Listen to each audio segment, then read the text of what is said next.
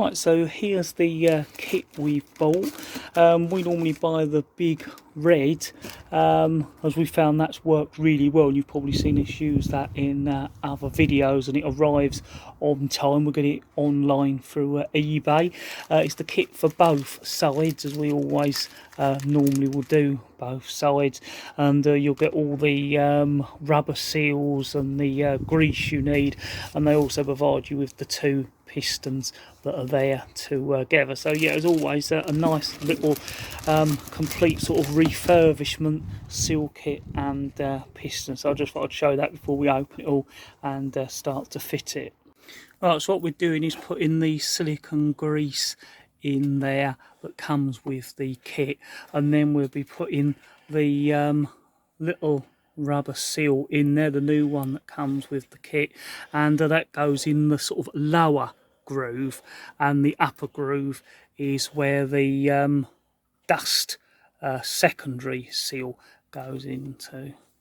Normally this seal's a lot easier to get in. It's normally the sort of dust secondary seal that you tend to struggle with.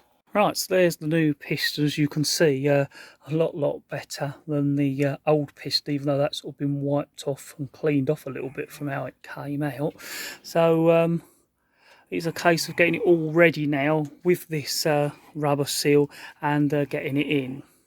Right, so now what we're going to do is get this piston to fit, and basically what you have to do is get that little sort of rib into that groove in the caliper that I showed you, and then as you push it down,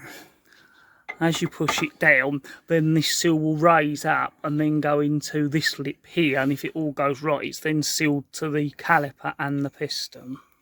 Right, so that's it done and in, and as always it really is a struggle, and we always try and think of a better way of doing it, but never seem to come up with one. But these back ones seem to be harder than the front calipers to do. The seal just doesn't seem to want to go in. We've done it now, but it really was a struggle, so now we're at the point of painting it.